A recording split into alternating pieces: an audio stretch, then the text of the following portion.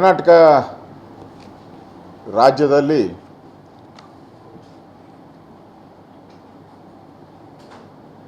ಮುಖ್ಯಮಂತ್ರಿಯಾಗಿದ್ದಂಥ ಸಿದ್ದರಾಮಯ್ಯನವರು ಅವರು ನಾನು ಅಹಿಂದ ಮುಖ್ಯಮಂತ್ರಿ, ಅಹಿಂದ ನಾಯಕ,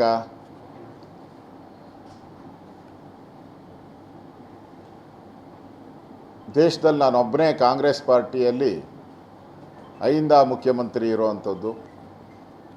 ಬೇರೆ ಯಾವ ರಾಜ್ಯದಲ್ಲೂ ಹಿಂದುಳಿದ ವರ್ಗದವರು ಮುಖ್ಯಮಂತ್ರಿ ಇಲ್ಲ. ಆಂಧ್ರದಲ್ಲಿ ರೆಡ್ಡಿ ಇದ್ದಾರೆ, ಹಿಮಾಚಲ ಪ್ರದೇಶದಲ್ಲಿ ಠಾಕೂರ್ ಸಂಬಂಧಪಟ್ಟಿದ್ದಿದೆ, ಕೇರಳದಲ್ಲಿ ಅವರು ಮುಂದುವರೆದ ನಾಯರ್ ಅವರು ಇದ್ದಾರೆ. ನನ್ನ ಯಾವುದೇ ಕಾರಣಕ್ಕೂ ಬದಲಾವಣೆ ಮಾಡಲ್ಲ, ನಾನು ಹಿಂದುಳಿದ ಇದ್ದೀನಿ, ಕಾಂಗ್ರೆಸ್ ಪಾರ್ಟಿ ನಾನು ಬಿಡಲ್ಲ ಅಂಥೇಳಿ ಭಾಳ ಕಾನ್ಫಿಡೆನ್ಸ್ ಆಗಿದ್ದಂಥ ಮುಖ್ಯಮಂತ್ರಿ ಏಕಾಏಕಿ ರಾಹುಲ್ ಗಾಂಧಿಯವರ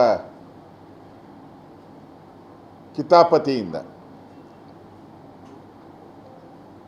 ಮತ್ತು ಅವರ ತಂದೆಯವರು, ಅವರ ಪೂಜ್ಯ ತಂದೆಯವರು ಯಾರು ಅಲ್ಲಲ್ಲ ರಾಜೀವ್ ಗಾಂಧಿಯವರು, ಅವರು ಹಂಗೆ ಏರ್ಪೋರ್ಟಲ್ಲೇ ಮುಖ್ಯಮಂತ್ರಿನ ಕಿತ್ತಾಕಿ ಹೋದ್ರು. ಅವರು ವೀರೇಂದ್ರ ಪಾಟೀಲ್ನ ಕಿತ್ತಾಕಿದ್ದು ನಾವು ನೋಡಿದ್ದೀರಿ. ಹಿಂದೆ ಅವರ ಅಜ್ಜಿ ದೇವರಾಜ್ ಅರಸ್ ಅವ್ರನ್ನ, ಅತಿ ದೊಡ್ಡ ಹಿಂದುಳಿದ ವರ್ಗದ ನಾಯಕ ದೇವರಾಜ್ ಅರಸನ್ನು ರಾತ್ರೋರಾತ್ರಿಯಾಗಿ ಕಿತ್ತಾಕಿದ್ದು. ಮತ್ತೊಬ್ಬ ಹಿಂದುಳಿದ ವರ್ಗದ ನಾಯಕ ಬಂಗಾರಪ್ಪ ಅವರನ್ನು ಕಿತ್ತಾಕಿರುವಂಥದ್ದು. ಇದು ಕಾಂಗ್ರೆಸ್ಸಿನ ಕಿತ್ತಾಕುವಂಥ ಸಂಸ್ಕೃತಿ. ಅದರಲ್ಲಿ ಹೆಚ್ಚು ನೊಂದಿರ್ತಕ್ಕಂಥವರು ಹಿಂದುಳಿದವರೇ. ಕಾಂಗ್ರೆಸ್ಸಿನ ಕಿತ್ತಾಕಿರೋ ಆಟದಲ್ಲಿ ಅತಿ ಹೆಚ್ಚು ಜನ ದೇವರಾಜ್ ಅರಸ್, ಬಂಗಾರಪ್ಪ, ಈಗ ಸಿದ್ದರಾಮಯ್ಯ. 4 ಜನದಲ್ಲಿ 3 ಜನ ಬ್ಯಾಕ್ವರ್ಡ್. ಕಾಂಗ್ರೆಸ್ ಪಾರ್ಟಿ ಬರ್ತಾ ಬರ್ತಾ ಬ್ಯಾಕ್ವರ್ಡ್ ಮಾಡ್ತಾ ಇದೆ. ಬ್ಯಾಕ್ವರ್ಡ್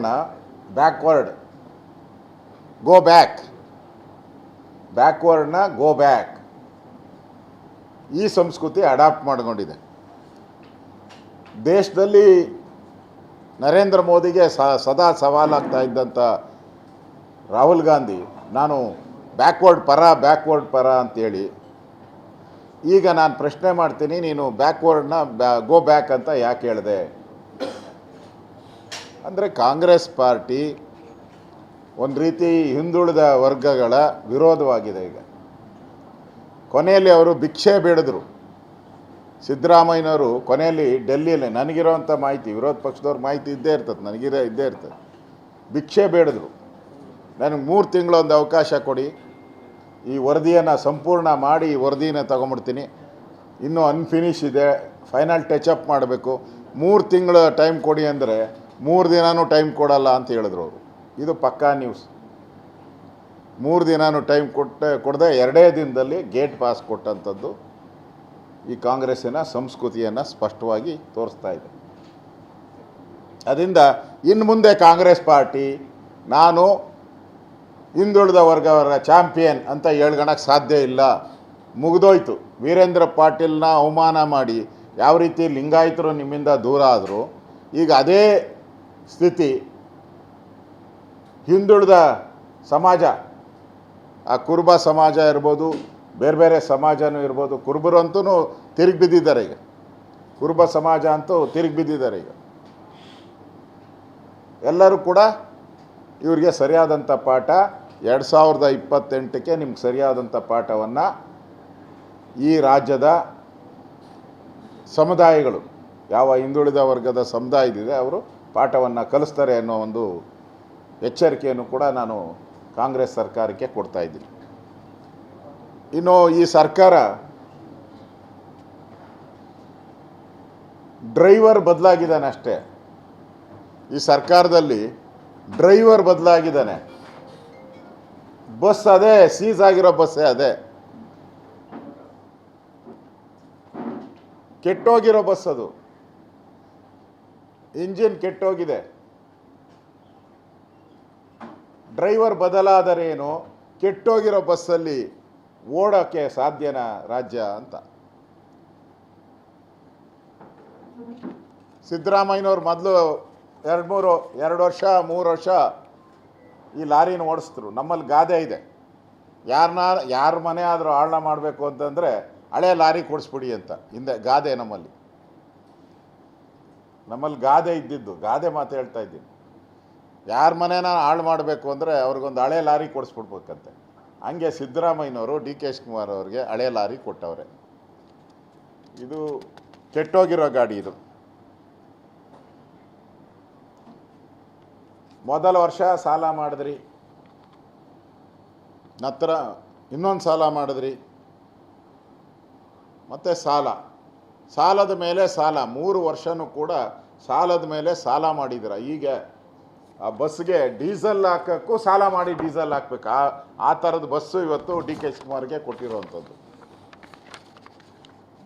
ನಾನು ಈ ಸರ್ಕಾರಕ್ಕೆ ಕೇಳೋಕ್ಕೆ ಇಷ್ಟಪಡ್ತೀನಿ, ಮುಖ್ಯಮಂತ್ರಿ ಬದಲಾದರೆ ಲೆಕ್ಕಪತ್ರ ಬದಲಾಗ್ತಾಯಿದ್ದ? ನಮ್ಮ ಫೈನಾನ್ಸ್ ಡಿಪಾರ್ಟ್ಮೆಂಟ್ ಇರೋ ಲೆಕ್ಕಪತ್ರ, ಮುಖ್ಯಮಂತ್ರಿ ಬದಲಾಯಿತು, ಫೈನಾನ್ಸಲ್ಲಿರೋ ಲೆಕ್ಕಪತ್ರ ಬದಲಾಗುತ್ತಾ? 7.64 ಲಕ್ಷ ಕೋಟಿ ಸಾಲ ಇರೋದು, 7.64 ಲ್ಯಾಕ್ ಸಾಲ ಇರೋದು. ನಮ್ಮ ಬಡ್ಜೆಟ್ ಎಷ್ಟು? ಆಸುಪಾಸು 4 ಲಕ್ಷದ ಒಳಗಡೆ ಮಾಡ್ತಾಯಿದ್ದೀವಿ. 4 ಲಕ್ಷ ನಮ್ಮ ಬಡ್ಜೆಟ್ಟು. ನಮ್ಮ ಸಾಲ ಎಷ್ಟು? 7,64,000 ಸಾಲ. ಕೋಟಿ, ಲಕ್ಷ ಕೋಟಿ, ಲಕ್ಷ ಕೋಟಿ. ಅಂದರೆ ನಮ್ಗೆ ಆದಾಯ ಬರೋದಕ್ಕಿಂತನೂ ಕೂಡ ಸಾಲನೇ ಜಾಸ್ತಿ ಆಗ್ಬಿಟ್ಟಿದೆ. ಆ 4 ಲಕ್ಷ ಒಳಗಡೆ ಇತ್ತು ಮೊದಲು, ಅದನ್ನು ದಾಟಿಸಿದ್ದೆ ಸಿದ್ದರಾಮಯ್ಯ 3 ವರ್ಷದಲ್ಲಿ.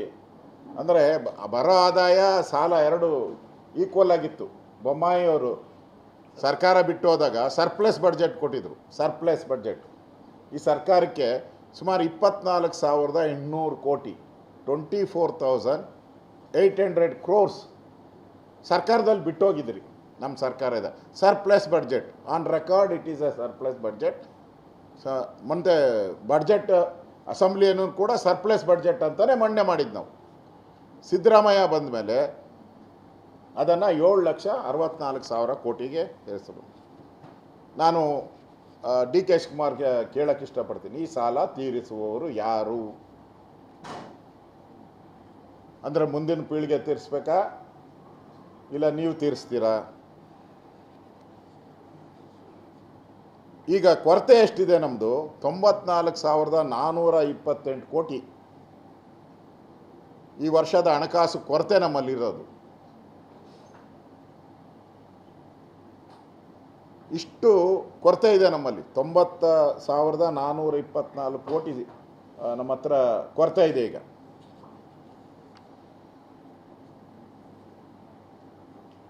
ಅಂದರೆ ಅಭಿವೃದ್ಧಿಗೆ ಹಣ ಇಲ್ಲ ಈಗ. ನಾನು ಸರ್ಕಾರದಲ್ಲಿ 5 ಬಾರಿ ಮಂತ್ರಿಯಾಗಿದ್ದೀನಿ. ನಾನು ರೆವಿನ್ಯೂ, ಹೋಮು, ಆರೋಗ್ಯ, ಟ್ರಾನ್ಸ್ಪೋರ್ಟ್ ಎಲ್ಲ ಮಂತ್ರಿ ಆಗಿದ್ದೀನಿ. ನಾವು ನಾರ್ಮಲಿ ಖರ್ಚು ಮಾಡ್ತಾ ಇದ್ದಿದ್ದೆ ಬೊಮ್ಮಾಯಿ ಸರ್ಕಾರ ಇದ್ದಾಗ ಅಪ್ರಾಕ್ಸಿಮೇಟ್ಲಿ 84,000 crores, 84,000 crores ಅಪ್ರಾಕ್ಸಿಮೇಟ್ಲಿ ಅಭಿವೃದ್ಧಿಗೆ, ಇಡೀ ರಾಜ್ಯಕ್ಕೆ ಬೆಂಗಳೂರು ಸೇರಿದಂತೆ ಇಷ್ಟನ್ನು ನಾವು ಖರ್ಚು ಮಾಡ್ತಾ ಇದ್ರಿ. ಈ ಗ್ಯಾರಂಟಿ ತಂದ ಮೇಲೆ ನೀವು ಅವೈಜ್ಞಾನಿಕ ಗ್ಯಾರಂಟಿ ಒಳ್ಳೆಗೆ ಈಗ ಮೋದಿಯವ್ರು ತಂದಿದ್ದಾರೆ, ರೈತರಿಗೆ 6,000 ಕೊಡೋದು. ಅದು ಅವೈಜ್ಞಾನಿಕ ಗ್ಯಾರಂಟಿ ಅಲ್ಲ, ಇದು ಅವೈಜ್ಞಾನಿಕ ಗ್ಯಾರಂಟಿ ತಂದಿದ್ದರಿಂದ ಈಗ ಅಭಿವೃದ್ಧಿಗೆ ಏನು ಹಣ ಇರ್ತಾಯಿತ್ತು 84,000 ಕೋಟಿ, ಅದರಲ್ಲಿ ಕಟ್ಟಾಯ್ತು. ಈಗ ಸಿದ್ದರಾಮಯ್ಯನವರು ಸತತವಾಗಿ ಅವರು ಏನೋ ಫೈನಾನ್ಸ್ ಮಿನಿಸ್ಟ್ರು, ನಾನು ದೊಡ್ಡ ಆರ್ಥಿಕ ತಜ್ಞ ಅದೇನೇನು ಹೇಳ್ತಾ ಇದ್ರಲ್ಲ, ಹಿಂದೆ ಸರ್ಕಾರ ನಮಗೆ ಅನ್ಯಾಯ ಮಾಡ್ತು, ಹಿಂದೆ ಸರ್ಕಾರ ಅನ್ಯಾಯ ಮಾಡಿದರೆ ಸರ್ಪ್ಲಸ್ ಬಡ್ಜೆಟ್ ಹೆಂಗೆ ಬರ್ತಾ ಇತ್ತು? ಅದೇ ಫೈನಾನ್ಸ್ ಡಿಪಾರ್ಟ್ಮೆಂಟು, ಅದೇ ಸೆಕ್ರೆಟ್ರಿ, ಅದೇ IAS ಏನು ಡೂಪ್ಲಿಕೇಟ್ ಮಾಡಿದ್ರಾ ಬಿ ಜೆ ಪಿ ಸರ್ಕಾರ? ಹಿಂದೆ ಸರ್ಪ್ಲಸ್ ಬಡ್ಜೆಟ್ ಕೊಟ್ಟಿದ್ರಿ ನಾವು 24,800 ಕೋಟಿ. ಅವಕಾಶ ಇದ್ದರೂ ಲೋನ್ ತೊಗೊಂಡಿಲ್ಲ ನಾವು ಅಷ್ಟನ್ನು. ಹಾಳು ಮಾಡಿದ್ದೆಲ್ಲಿ ನಿಮಗೆ? ನಾವು ಸಮೃದ್ಧಿಯ ಕರ್ನಾಟಕವನ್ನು ನಿಮ್ಮ ಕೈಗೆ ಕೊಟ್ರಿ. ನಾವು ಹಾಳು ಮಾಡಿದವರು ಸಿದ್ದರಾಮಯ್ಯ ಆ್ಯಂಡ್ ಗ್ಯಾಂಗ್. ಅಲಿಬಾಬಾ 40 ಕಳ್ಳರ ರೀತಿ ಲೂಟಿ ಮಾಡಿಬಿಟ್ರಿ ನೀವು. ನಿಮ್ಮ ಫೈನಾನ್ಸ್ ಎಫಿಷಿಯನ್ಸಿ ಏನಿತ್ತು? ಫಸ್ಟ್ ಟೈಮ್ ಏನೋ ಡಿಫಿಷಿಯೆಂಟ್ ಬಡ್ಜೆಟ್ ಮಾಡಿದ್ರಿ. ನಮ್ಮದು surplus budget. B J P ಸರ್ಕಾರ ಇದ್ದಾಗ ಸರ್ಪ್ಲಸ್ ಬಡ್ಜೆಟ್ಟು. ನೀವು ಬಂದ ತಕ್ಷಣ ಹೆಂಗೆ ಡಿಫಿಷಿಯೇಟ್ ಆಗ್ತತೆ? ಅದೇ ಸೆಕ್ರೆಟ್ರಿ, ಅದೇ ಫೈನಾನ್ಸ್ ಸಿಸ್ಟಮ್ಮು. ಮುಖ್ಯಮಂತ್ರಿ ಬದಲಾಗ್ಬೋದು ಅಷ್ಟೇ, IAS ಬದಲಾಗಲ್ಲ. ಮಾಡಿದ್ರಿ. ಏನೋ 2ನೇ ವರ್ಷ ಬದಲಾವಣೆ ಮಾಡ್ತೀನಿ ಅಂತ ಹೇಳಿದ್ರಿ ನೀವು. ನೋಡಿ, ನಾನು ಫೈನಾನ್ಸ್ ಆರ್ಥಿಕ ಸ್ಥಿತಿಯನ್ನು ಸುಭದ್ರತೆಗೆ ತರ್ತೀನಿ ಅಂತ ಹೇಳಿದ್ರಿ ಫಸ್ಟ್ನೇ ಬಡ್ಜೆಟ್ ಮಾಡಿದಾಗ. 2ನೇ ಸರಿ ಬಡ್ಜೆಟಲ್ಲಿ ಏನೋ ತರ್ತಾರೆ ಅಂದರೆ ಮತ್ತೆ ಡಿಫಿಷಿಯೇಟ್ ಬಡ್ಜೆಟು. ಮತ್ತೆ ಹೇಳಿದ್ರಿ ಏನೋ ತೊಂದರೆ ಆಗಿದೆ, 3ನೇ ಬಾರಿ ನಾನು ತರ್ತೀನಿ ಅಂತ. 3ನೇ ಬಾರಿನೂ ಕೂಡ ನಿಮ್ಮದು ಡಿಫಿಷಿಯೇಟ್ ಬಡ್ಜೆಟು. ಸತತವಾಗಿ 3 ಬಾರಿ ಸಿದ್ದರಾಮಯ್ಯನವರು, ಈ ಸರ್ಕಾರ ಕಾಂಗ್ರೆಸ್ ಸರ್ಕಾರ, ಈಗ ಸಿದ್ದರಾಮಯ್ಯ ತೊಲಗೋಗಿದ್ದಾರೆ ಅದು ಬೇರೆ ಪ್ರಶ್ನೆ, ಕಾಂಗ್ರೆಸ್ ಸರ್ಕಾರ 3 ಬಾರಿನೂ ಕೂಡ ಡಿಫಿಷಿಯೇಟ್ ಬಡ್ಜೆಟನ್ನು ಮಾಡಿದ್ದಾರೆ. ಅಂದರೆ 3 ವರ್ಷವೂ ಕೂಡ ಆರ್ಥಿಕ ಸ್ಥಿರತೆ. ಮೊನ್ನೆ ಹೇಳಿದಾರಲ್ಲ ಪ್ರೆಸ್ ಮೀಟಲ್ಲಿ, DK ಶಿವಕುಮಾರ್ಗೆ ಕಿವಿ ಮಾತನ್ನೇ ಹೇಳಿದ್ದಾರೆ. ಏನು, ಮನೆಗೆ ಹೋದಾಗ ಕಾಲಿಗೆ ಬಿದ್ದು ಆಶೀರ್ವಾದ ಮಾಡಿದಾಗ ಅವ್ರು ಆಶೀರ್ವಾದ ಮಾಡಿದ್ದು ಹಿಂಗೆ, ಭಸ್ಮಾಸುರನ ಆಶೀರ್ವಾದ. ಭಸ್ಮಾಸುರ ಇದ್ದಾರೆ, ಹಂಗೆ ಆಶೀರ್ವಾದ ಮಾಡಿದ್ದಾರೆ. ಭಸ್ಮಾಸುರನ ಆಶೀರ್ವಾದ. ಆರ್ಥಿಕ ಸುಸ್ಥಿರತೆ ಮಾಡಿದ್ದಾರಂತೆ. ಅಂದರೆ ಫೈನಾನ್ಷಿಯಲ್ ಎಫಿಷಿಯನ್ಸಿ ಡಿಫಿಷಿಯೇಟ್ 3 ವರ್ಷ ಡಿಫಿಷಿಯೇಟ್ ಬಡ್ಜೆಟ್ ಮಾಡಿಬಿಟ್ಟು ಸಾಲದ ಹೊರೆಯಲ್ಲಿ ನಮ್ಮದು ಈಗ DK ಶಿವಕುಮಾರ್ಗೆ ಅಧಿಕಾರ ಕೊಡ್ತಾ ಇದ್ದೀನಿ ಅಂತ ಹೇಳಿದ್ದಾರೆ ಅವರು. ಎಲ್ಲಿದೆ ನೀವು ಆರ್ಥಿಕ ಸುಸ್ಥಿತಿ ಎಲ್ಲಿದೆ? ಆರ್ಥಿಕ ಭದ್ರತೆ ಎಲ್ಲಿದೆ ನಮ್ಮದು? ಸಿದ್ದರಾಮಯ್ಯ ಅಂಡ್ ಕಾಂಗ್ರೆಸ್ ಸರ್ಕಾರ ಅಭಿವೃದ್ಧಿಯ ಕರ್ನಾಟಕ. ಹಿಂದೆ ಏನು ಅಭಿವೃದ್ಧಿಯ ಕಳೆದ 75 ವರ್ಷ, ನಮ್ಮ ಸ್ವಾತಂತ್ರ್ಯ ಒಂದು 75 ವರ್ಷ ಆಯಿತು. ನಾವೆಲ್ಲ ಕೂಡ ಯಾವತ್ತೂ ಕೂಡ ಕೋವಿಡ್ ಸಂದರ್ಭ ಬಿಟ್ಟರೆ, ಕೋವಿಡಿನ ಸಂದರ್ಭ 2 ವರ್ಷ ಬಿಟ್ಟರೆ ನಮ್ಮ ಇಡೀ ರಾಜ್ಯ ಯಾವತ್ತೂ ಕೂಡ ಆರ್ಥಿಕ ದುಸ್ಥಿತಿಗೆ ಹೋಗಿರಲಿಲ್ಲ. ನಾವು ಫಸ್ಟ್ ಟೈಮ್ ಕಾಂಗ್ರೆಸ್ ಸರ್ಕಾರದಲ್ಲಿ ಈ 3 ವರ್ಷದಲ್ಲಿ ಸಿದ್ದರಾಮಯ್ಯ ಆ್ಯಂಡ್ DK ಶಿವಕುಮಾರ್ ಅಭಿವೃದ್ಧಿ ಕರ್ನಾಟಕದಿಂದ ಸಾಲದ ಕರ್ನಾಟಕಕ್ಕೆ ತಗೊಂಡೋಗಿದ್ದಾರೆ. ದೊಡ್ಡ ದುರಂತ ಏನು ಅಂತ ಹೇಳಿದ್ರೆ, ಅಭಿವೃದ್ಧಿಗೋಸ್ಕರ ಸಾಲ ಮಾಡ್ತಾ ಇಲ್ಲ ನಾವು. ಸಾಲ ಮಾಡ್ತಾರೆ ಎಲ್ಲರೂ, ಕೇಂದ್ರ ಸರ್ಕಾರನೂ ಸಾಲ ತೊಗೊಂಡಿದೆ, ಇಲ್ಲ ಅಂತ ಹೇಳಲ್ಲ. ಅವರನ್ನು ಕೂಡ 200 ಹೇಳಿದಾರಲ್ಲ ಕಾಂಗ್ರೆಸ್ಸು, 200 ಕೋಟಿ ಏನೋ 200 ಲಕ್ಷ ಕೋಟಿ ಸಾಲ ಮಾಡಿದ್ದಾರೆ ಅಂತ. ಅದರಲ್ಲಿ 170 ಕೋಟಿ ಅಭಿವೃದ್ಧಿಗೆ ಹಣ ಖರ್ಚು ಮಾಡಿದ್ದಾರೆ. ರೈಲ್ವೆ, ಪೋರ್ಟು, ಏರ್ಪೋರ್ಟು, ರಸ್ತೆಗಳು, ಇದಕ್ಕೆ ಖರ್ಚು ಮಾಡಿದ್ದಾರೆ. ಆದರೆ ನಮ್ಮಲ್ಲಿ ಸಾಲ ತಗೊಂಡಿದ್ದಾರಲ್ಲ ಸಿದ್ದರಾಮಯ್ಯ, 3 ಲಕ್ಷ ಕೋಟಿ ಅಭಿವೃದ್ಧಿಗಿಲ್ಲ. ನೀವು ಕಂಡಂಗೆ ಇಡೀ ಕರ್ನಾಟಕದ ಎಲ್ಲ ರಸ್ತೆಗಳು ಹಾಳಾಗೋಗಿದೆ, ಹಳ್ಳ ಬಿದ್ದ ರಸ್ತೆಗಳು, ಗಾರ್ಬೇಜ್. ಇಡೀ ಬೆಂಗಳೂರು ಗಾರ್ಬೇಜ್ ಮಾಫಿಯಾ ಕೈಗೆ ಕೊಟ್ಬಿಟ್ಟು ಇಡೀ ಬೆಂಗಳೂರು ಗಾರ್ಬೇಜಿನ ವಾಸನೆ ಹೊಡಿತಾ ಇದೆ, ಗಬ್ಬು ನಾತ ಬರ್ತಾ ಇದೆ. ಯಾವುದೇ ಹೊಸ ಆಸ್ಪತ್ರೆಗಳಿಲ್ಲ, ಹೊಸ ಶಾಲೆಗಳಿಲ್ಲ. ಈ ಪರಿಸ್ಥಿತಿ. ಸರ್ಕಾರದ ಉಳಿವಿಗೋಸ್ಕರ, ಸರ್ಕಾರ ಬದುಕಬೇಕು ಅಂತ ಅಂದರೆ ಆಕ್ಸಿಜನ್, ಸರ್ಕಾರ ಈಗ ICUನಲ್ಲಿದೆ. ಸರ್ಕಾರ ಈಸ್ ಇನ್ ICUಗೆ ಆಕ್ಸಿಜನ್ ಬೇಕು. ಆಕ್ಸಿಜನ್ ಅಂದರೆ ಸಾಲ. ಈ ಸಾಲ ತಗೊಂಡು ಆಕ್ಸಿಜನ್ ಕೊಡ್ತಾ ಇದ್ದಾರೆ ಸರ್ಕಾರಕ್ಕೆ. ಗ್ಯಾರಂಟಿಗೋಸ್ಕರ 65,000 ಕೋಟಿ ಅಪ್ರಾಕ್ಸಿಮೇಟ್ಲಿ ಖರ್ಚು ಮಾಡ್ತಾ ಇದ್ದಾರೆ. ಗ್ಯಾರಂಟಿಗೋಸ್ಕರ 65,000 ಕೋಟಿ ಎವ್ರಿ ಇಯರ್. ಅದನ್ನು ದೊಡ್ಡದಾಗಿ ಹೇಳ್ತಾರೆ ನೆನ್ನೆ ಸಿದ್ದರಾಮಯ್ಯ, ನಾನು 65,000 ಕೋಟಿ ಖರ್ಚು ಮಾಡಿಬಿಟ್ಟೆ ಗ್ಯಾರಂಟಿಗೋಸ್ಕರ ಅಂತ ಎರಡೂ ಕೈ ತೋರಿಸ್ತಾರೆ. ಆ ಎರಡೂ ಕೈನ ಹಿಂಗೆ ತಿರುಗಿಸಿದ್ರೆ 65,000 ಕೋಟಿ ತೆರಿಗೆಗಳನ್ನು ಹಾಕಿದ್ದಾರೆ ಜನಗಳ ಮೇಲೆ. Petrol, diesel, alcohol, bus, current, transport ಎಲ್ಲದ ಮೇಲೂ ತೆರಿಗೆಯನ್ನು ಹಾಕಿದ್ದಾರೆ. ಆಮೇಲೆ ನಾವು ಎಷ್ಟು ಬಡ್ಡಿ ಕಟ್ತಾ ಇದ್ದೀರಿ ಗೊತ್ತಾ? ಇದಕ್ಕೆ 38,000 ಕೋಟಿ ಬಡ್ಡಿ ಕಟ್ತೀರಿ ಎವ್ರಿ ಇಯರ್. 38,000 ಇಂಟ್ರೆಸ್ಟ್ ಪೇ ಮಾಡ್ತೀರಿ ನಾವು. ಯಾವುದಕ್ಕೆ? ಈ 7 ಲಕ್ಷ ಕೋಟಿ, 64 ಲಕ್ಷ ಕೋಟಿಗೆ ನಾವು ಬಡ್ಡಿ ಕಟ್ತಾ ಇರೋದು 38,000 ಕೋಟಿ. ಅಂದರೆ ನೀವು ಈ 65,000 ಕೋಟಿ ಗ್ಯಾರಂಟಿದು ಅಡಿಷ್ನಲ್ಲಾಗಿ ಬಂದಿರೋದು, ಆಮೇಲೆ 38,000 ಬಡ್ಡಿ ಕಟ್ಟೋದು, ಇವೆರಡು ಸೇರಿದ್ರೆ 1,03,000 ಕೋಟಿ ಆಗೋಗ್ತೈತೆ. 1,03,000 ಕೋಟಿ. ನಾವು ಅಭಿವೃದ್ಧಿ ಖರ್ಚು ಮಾಡೋದೆಷ್ಟು? 84,000 ಕೋಟಿ ಅಂದಾಜು. ಎಲ್ಲಿದೆ 84,000 ಕೋಟಿ ಖರ್ಚು ಮಾಡೋಕ್ಕೆ? ಅದಕ್ಕಿಂತ ಜಾಸ್ತಿನೇ ಹೊರಟಿದೆಯಲ್ಲ. ನಾವು ಬಡ್ಡಿ ಮತ್ತು ಗ್ಯಾರಂಟಿಗೋಸ್ಕರನೇ ಹಣ ಹೋಗ್ತಾ ಇದೆ. ಹಾಗಾದರೆ ನಾನು ಡಿ ಕೆ ಶಿವಕುಮಾರ್ ಈಗ ಹೊಸದಾಗಿ ಪ್ರಾಯೋಜಿತ ಮುಖ್ಯಮಂತ್ರಿನ ಏನೋ ಇದಾರಲ್ಲ, ಏನು ನಿಯೋಜಿತ, ನಾನೆಲ್ಲ ಪ್ರಯೋಜನ ಇಲ್ಲದ ಮುಖ್ಯಮಂತ್ರಿ ಅನ್ಕಂಡೆ, ನಿಯೋಜಿತ ಮುಖ್ಯಮಂತ್ರಿಗೆ ನಾನು ಕೇಳ್ತೀನಿ, ಹಾಗಾದರೆ ರಸ್ತೆಗೆ ಎಲ್ಲಿಂದ ಹಣ ತರ್ತೀರಾ? ನಿಮ್ಮ ಹಣ ಎಲ್ಲ ಗ್ಯಾರಂಟಿ ಮತ್ತು ಬಡ್ಡಿಗೆ ಹೊರಟೋಗ್ತದೆ. ರಸ್ತೆಗೆ ಎಲ್ಲಿಂದ ಹಣ ತರ್ತೀರಾ? ನೀರಾವರಿಗೆ ಎಲ್ಲಿಂದ ಹಣ ತರ್ತೀರಾ? ಆಸ್ಪತ್ರೆಗಳಿಗೆ ಔಷಧಿ ಕೊಡೋಕ್ಕೆ ಆಗ್ತಾಯಿಲ್ಲ 3 ವರ್ಷದಿಂದ, ಅದಕ್ಕೆಲ್ಲ ಹಣ ಕೊಡ್ತಾ ಇದ್ದೀರಾ? ಶಾಲೆಗಳು ಎಲ್ಲ ಕಡೆ ಮುಚ್ತಾ ಇದೆ. ಸುಮಾರು 1,600ಕ್ಕೂ ಹೆಚ್ಚು ಶಾಲೆ ಮುಚ್ಚೋಗಿದೆ. ಮಕ್ಕಳಿಲ್ದಿರೇ ಮುಚ್ಚೋಗಿದೆ 1,600ಕ್ಕೂ ಹೆಚ್ಚು ಶಾಲೆಗಳು. ಉತ್ತರ ಕರ್ನಾಟಕದ ಅಭಿವೃದ್ಧಿಗೆ ಈಗ ಅಧಿವೇಶನ ಅಲ್ಲೇ ಮಾಡಬೇಕು ಅಂತ ಹೇಳ್ತೀರಲ್ಲ, ಈಗ ಜುಲೈಯಲ್ಲಿ ಅಧಿವೇಶನ ಅಲ್ಲೇ. ಯಾವ ಮುಖ ಇಟ್ಕೊಂಡು ಉತ್ತರ ಕರ್ನಾಟಕಕ್ಕೆ ಅಧಿವೇಶನ ಮಾಡ್ತಾ ಇದ್ದೀರಾ? ಕಳೆದ 2 ಬಾರಿ ನೀವು ಮಾಡಿ ಉತ್ತರ ಕರ್ನಾಟಕಕ್ಕೆ ಏನು ಕೊಟ್ರಿ?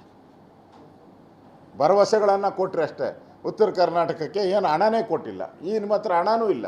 ಯಾಕಂದರೆ ಬರೋ ಹಣ ಎಲ್ಲ ಪರ್ತಿ ಬಡ್ಡಿ ಕಟ್ಟಬೇಕು, ಗ್ಯಾರಂಟಿಗೆ ಹೋಗ್ತೈತೆ ನಿಮ್ಗೆ ಹಣ. ಅಭಿವೃದ್ಧಿ ಹಣವನ್ನು ಎಲ್ಲ ಸಾಲ ನುಂಗ್ತಾ ಇರೋದು ನಾವು ನೋಡ್ತಾ ಇದ್ದೀವಿ.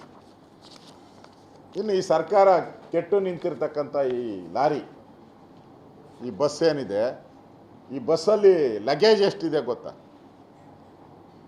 ಸಿದ್ದರಾಮಯ್ಯನವರು ಅದಕ್ಕೆ ಸೀಸ್ ಔಟ್ ಇದೆ, ಇಂಜನ್ ಸೀಸ್ ಆಗ್ತದೆ ಅಂತಾರಲ್ಲ, ಆ ಇಂಜನ್ ಸೀಸ್ ಔಟ್ ಇದೆ. ಅದು ಹುಷಾರಾಗಿ ನೋಡಿ, ಅದಕ್ಕೆ ಸೈಲೆಂಟಾಗಿ ಕೊಟ್ಬಿಟ್ರು.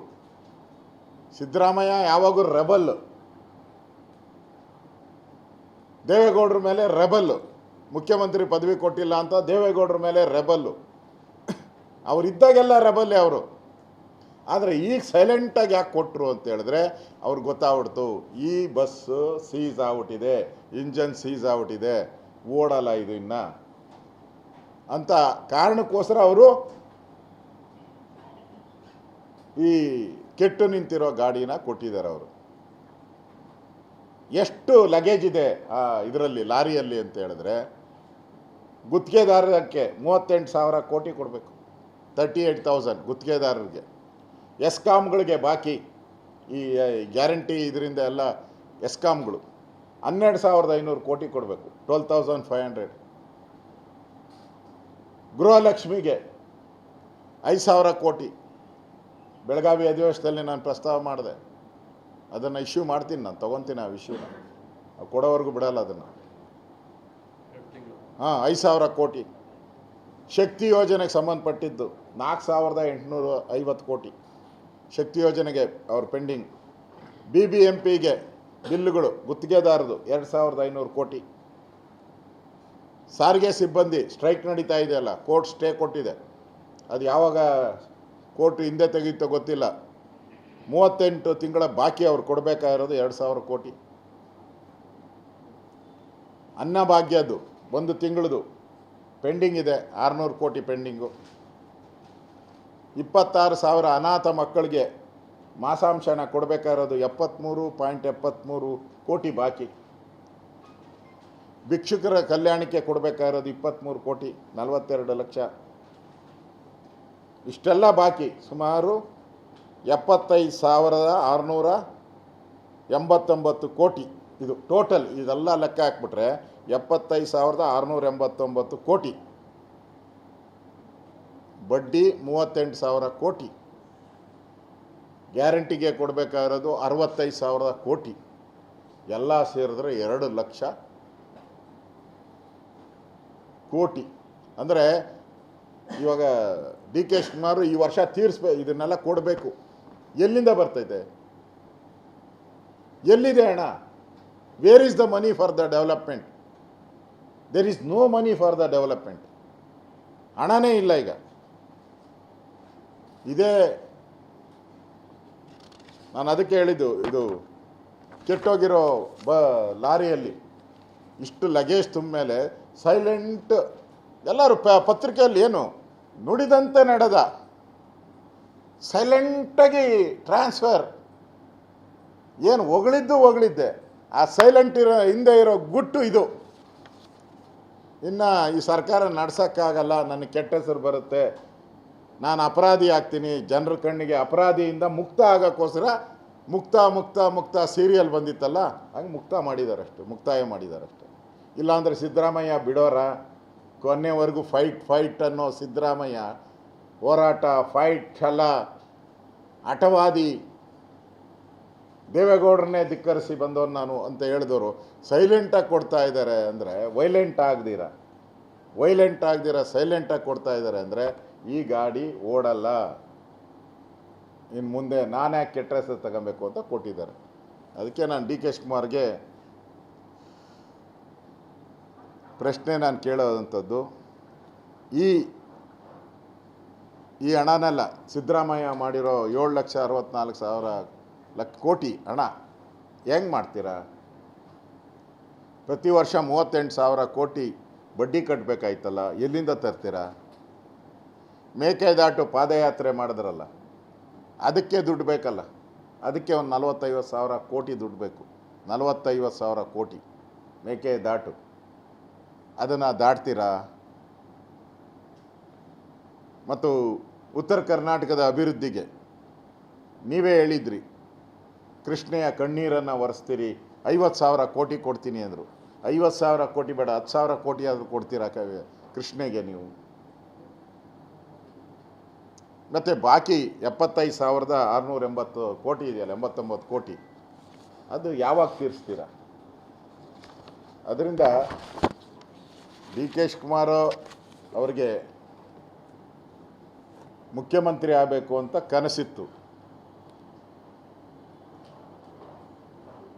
ಆ ಕನಸು ಸಾಕಾರ ಆಗಿ ವೈಯಕ್ತಿಕವಾಗಿ ಅವ್ರಿಗೆ ಬೆನಿಫಿಟ್ ಆಗಿರ್ಬೋದು.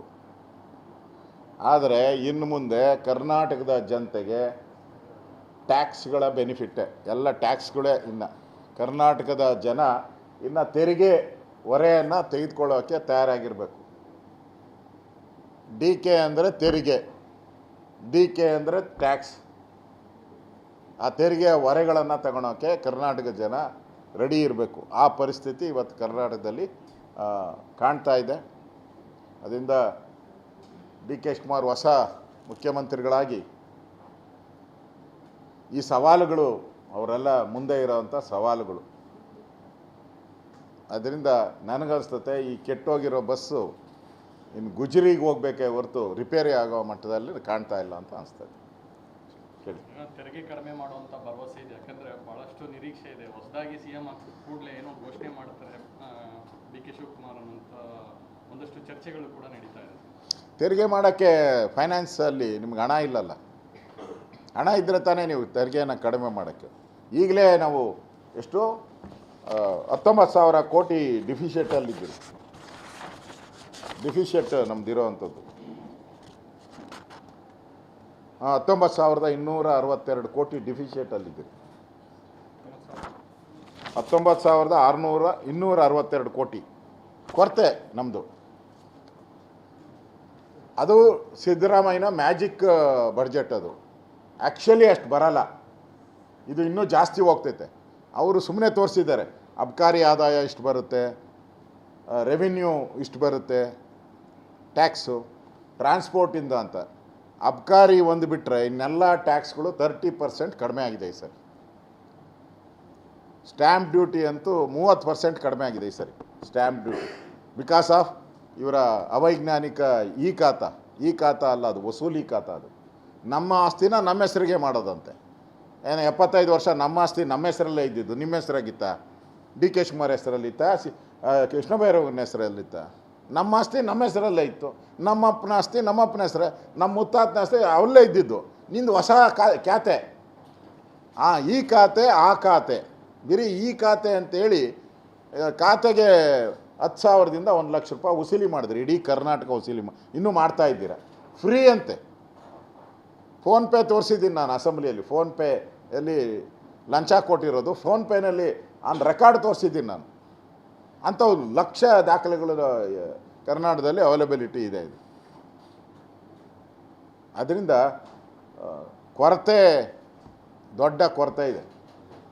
19,000 ಕೋಟಿಗಿಂತ ಜಾಸ್ತಿ ಕೊರತೆ ಇದೆ. ಅದರಿಂದ ಈ ಸರ್ಕಾರದಿಂದ ಏನು ನನಗನ್ಸುತ್ತೆ ಏನು ಬೆನಿಫಿಟ್ ಏನು ಸಿಗಲ್ಲ. ಓಕೆ, 5,000 ಕೋಟಿ ಅಷ್ಟು ಹೇಳಿದ್ರೆ ಗೃಹಲಕ್ಷ್ಮಿ ಹಣ ನಮಗೆ ಬೇಕು, ಬರಲಿಲ್ಲ, ಉತ್ತರ ಸಿಕ್ಕಿಲ್ಲ ಅಂತ. ಸರ್ಕಾರವೇ ಬದಲಾಗೋಯಿತು, ಇನ್ನೂ ಉತ್ತರ ಸಿಕ್ಕಿಲ್ಲ ನಿಮಗೆ. ನೀವು ಅಷ್ಟೆಲ್ಲ ಪ್ರಯತ್ನಗಳನ್ನ ಮಾಡಿದ್ರೆ 5,000 ಕೋಟಿ ನಾನು ನಿಮ್ಗೆ ಹೇಳ್ತಾ ಇದ್ದೀನಿ, 5,000 ಕೋಟಿ ಅವ್ರೇನಾನ ಕೊಟ್ಟಿಲ್ಲ ಅಂದರೆ ಯಾವುದೇ ಕಾರಣಕ್ಕೂ ನಾನಂತೂ ಬಿಡಲ್ಲ, ಯಾವುದೇ ಕಾರಣಕ್ಕೂ ಬಿಡಲ್ಲ. ಕೊಡಿಸ್ತೀನಿ, ಇದು ನನ್ನ ಮಾತು. ಕೊಟ್ಟೇ ಕೊಡಿಸ್ತೀನಿ, ಯಾವುದೇ ಕಾರಣಕ್ಕೂ ಬಿಡಲ್ಲ. ಅದೆಂಥ ಹೋರಾಟ ಆದರೂ ಸರಿ, ನಾನು ಹೋರಾಟಕ್ಕೂ ಇಳಿಯೋಕ್ಕೆ ನಾನು ಸಿದ್ಧ ಇದ್ದೀನಿ, ಹೋರಾಟಕ್ಕೂ ಇಳಿಯೋಕ್ಕೆ ನಾನು ಸಿದ್ಧ ಇದ್ದೀನಿ. ಅದು ತಯಾರಿನೂ ನಾನು ಮಾಡ್ತೀನಿ. ಯಾವುದೇ ಕಾರಣಕ್ಕೂ ಈ 5,000 ಕೋಟಿ ಮತ್ತು ಈ ಅನ್ನಭಾಗ್ಯದು 700 ಕೋಟಿ ಇವೆರಡೂ, ಯಾಕಂದರೆ ಇವೆರಡೂ ಕೂಡ ಸುಮಾರು ಒಂದು ಇದು 2,000 ಇದ್ರದ್ದು 1 ಕೋಟಿಗೂ ಹೆಚ್ಚು ಜನಕ್ಕೆ ಹೋಗ್ಬೇಕದು. 1 ಕೋಟಿ ಹೆಚ್ಚು ಜನಕ್ಕೆ ಮಹಿಳೆಯರಿಗೆ ಹೋಗ್ಬೇಕು. ಈ ಅನ್ನಭಾಗ್ಯದಂತೂ ಕೂಡ ಇನ್ನೂ 4 ಕೋಟಿ ಜನಕ್ಕೆ ಹೋಗ್ಬೇಕು ಅನ್ನಭಾಗ್ಯದು. 2 ತಿಂಗಳದು ಗೃಹಲಕ್ಷ್ಮಿ, 1 ತಿಂಗಳದು ಅನ್ನಭಾಗ್ಯ.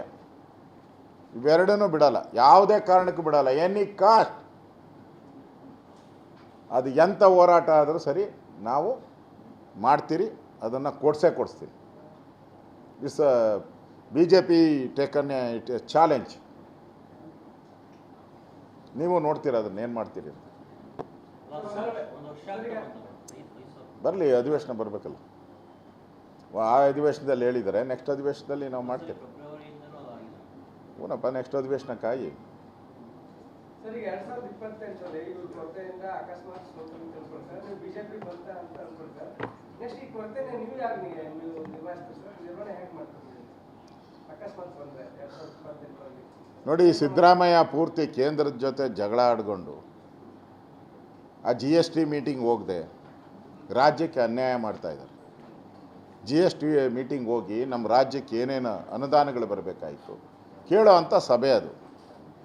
ಅಲ್ಲೇ ಹೋಗ್ತಾ ಇಲ್ಲ, ಯಾರನ್ನೋ ಕಳಿಸ್ಕೊಟ್ಬಿಡ್ತಾರೆ ಮುಖ್ಯಮಂತ್ರಿ ಹೋಗಿ. ಅಂದರೆ ರಾಜ್ಯದ ಈ ಆರ್ಥಿಕ ಪರಿಸ್ಥಿತಿ ನಿಭಾಯಿಸೋದರಲ್ಲಿ ಸಿದ್ದರಾಮಯ್ಯನವರ ಸೋಮಾರಿತನೂ ಕೂಡ ಇದರಲ್ಲಿ ಅಡಗಿದೆ. ಫೇಲ್ ಆಗಿದ್ದಾರೆ ಸಿದ್ದರಾಮಯ್ಯ. ಸರ್, 15ನೇ ಹಣಕಾಸು ಆಯೋಗದಲ್ಲಿ ಕೂಡ ಅನ್ಯಾಯ ಆಗಿದೆ. GST ಬಹಳಷ್ಟು ಪೆಂಡಿಂಗ್ ಇರುತ್ತೆ, ನಮಗೆ ಡೆಫಿಸಿಟ್ ಬಜೆಟ್ ಅಂತ ಮೊನ್ನೆ ಸಿದ್ದರಾಮಯ್ಯ ಹೇಳಿದರು. ಭಾಷಣಕ್ಕೆ ಸಿದ್ದರಾಮಯ್ಯ ಇವೆಲ್ಲ ಹೇಳ್ತಾರಲ್ಲಪ್ಪ, ಭಾಷಣಕ್ಕೆ ಅಷ್ಟೇ. ಇಲ್ಲಿ ಬೆಂಗಳೂರಲ್ಲಿ ಕೂತ್ಕೊಂಡು ಹೇಳ್ತಾರೆ, ಯಾಕೆ ಡೆಲ್ಲಿಗೆ ಯಾಕೆ ಹೋಗಲ್ಲ? ಮನೆ ಈಗ ಇವತ್ತು ಹೋಗಿದ್ದೀರಲ್ಲಪ್ಪ ಡೆಲ್ಲಿಗೆ, ಏನಕ್ಕೆ ಹೋಗಿದೆಯಾ? ನಿನ್ನ ಮಗನಿಗೆ ಅಧಿಕಾರ ಕೊಡ್ಸೋಕೆ ಹೋಗಿದೆಯಾ? ಮನೇನು ಕರೆದು ಚೀಮಾರಿ ಹಾಕಿದ್ರಲ್ಲ, ಬಾಯಿ ಮುಚ್ಕೊಂಡು ರಾಜೀನಾಮೆ ಇಟ್ಕೊಂಡು ಹೋಗಿದೆಯಾ? ರಾಜ್ಯಕ್ಕೆ ಬರಬೇಕಾಗಿದ್ದ ಹಣದ ಬಗ್ಗೆ ಯಾವತ್ತು ಹೋಗಿದ್ದೀರಾ ಹೇಳಿ? ಕಮಾನ್ ಶೋಮಿ. 3 ವರ್ಷ ಆಯ್ತಲ್ಲ, 3 ವರ್ಷ ಎಷ್ಟು GST ಮೀಟಿಂಗ್ ಹೋಗಿದ್ದೀರಾ? ಎಷ್ಟು ಪ್ರೈಮ್ ಮಿನಿಸ್ಟರ್ ಮೀಟಿಂಗ್ ಕರೆದಾಗ ಹೋಗಿದ್ದೀರಾ? ಒಂದಕ್ಕೂ ಹೋಗಿಲ್ಲ. ಮಗನಿಗೆ ಅಧಿಕಾರ ಬೇಕು, ಹೋಗ್ತಾ ಇದ್ದೀರಾ. ನಿಮ್ಮ ಹಿಂಬಾಲಿಕರಿಗೆ ಅಧಿಕಾರ ಬೇಕು, ಹೋಗ್ತಾ ಇದ್ದೀರಾ. ರಾಜ್ಯ ಜನರ ಅಭಿವೃದ್ಧಿಗೆ ಬೇಕು ಅಂತ ಎಂದಾದರೂ ಒಂದು ದಿನ GST ಮೀಟಿಂಗ್ ಹೋಗಿದ್ದೀರಾ ನೀವು? ಹೇಳಿ, ಯಾವ ನೈತಿಕ ಅಧಿಕಾರ ಇದೆ ನಿಮಗೆ? ಅದರಿಂದ ಕೇಂದ್ರದ ಮೇಲೆ ಒಂದು ರೀತಿ ಆಪಾದನೆ ಮಾಡೋದು ಬಿಟ್ಟರೆ, ಸಿದ್ದರಾಮಯ್ಯನವರ ಸಾಧನೆ 3 ವರ್ಷ ಕೇಂದ್ರದ ಮೇಲೆ ಆಪಾದನೆ ಮಾಡೋದು ಬಿಟ್ಟರೆ ಬೇರೆ ಏನು ಮಾಡಿಲ್ಲ. ಸರ್, ಈಗ ರಾಜ್ಯದಲ್ಲಿ ಒಂದಷ್ಟು ಬದಲಾವಣೆ ಆಗ್ತಾ ಇದೆ ಸರ್. ಸಚಿವ ಸಂಪುಟಕ್ಕಾಗಿ ಸರ್ಕಸ್ ನಡೀತಾ ಇದೆ. ಇದೇ ಸಂದರ್ಭದಲ್ಲಿ ಯಾರು ಸಚಿವರಾಗ್ತಾರೆ ಅನ್ನೋಂಥದ್ದು ಒಂದು ಕಡೆ ಆದರೆ, ಈಗ ಮತ್ತೊಂದಷ್ಟು ಆಡಿಯೋ ಲೀಕ್ ಆಗುವಂಥ ಕೆಲಸ ಕೂಡ ಆಗ್ತಾ ಇದೆ. ಜಮೀರ್ ಅಹ್ಮದ್ ಕಾಂಗ್ರೆಸ್ಸಿಗೆ ಓಟ್ ಹಾಕಬೇಡಿ ಅನ್ನೋಂಥ ಒಂದಷ್ಟು ಆಡಿಯೋ ರಿಲೀಸ್ ಆಗ್ತಾ ಇದೆ.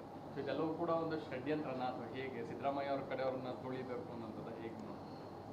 ಆದಷ್ಟು ಸಿದ್ದರಾಮಯ್ಯನವರ ಗ್ಯಾಂಗ್ ಏನಿದೆ, ಆ ಗ್ಯಾಂಗನ್ನು ಕತ್ತರಿ ಮಾಡೋಕ್ಕೋಸ್ಕರನೇ ಈಗ ಜಮೀರ್ ಅಹ್ಮದ್ ಆಡಿಯೋ ಬಿಡುಗಡೆ. ಯಾಕಂದರೆ ದಾವಣಗೆರೆ ಚುನಾವಣೆ ಆಗಿ ಅವಾಗ ಎಷ್ಟು ತಿಂಗಳಾಗೋಯ್ತು, ಯಾಕೆ ಬಿಡುಗಡೆ ಮಾಡಿಲ್ಲ ಅವಾಗ? ಈಗ ಯಾಕೆ ಬಿಡುಗಡೆ ಮಾಡ್ತಾ ಇದ್ದಾರೆ?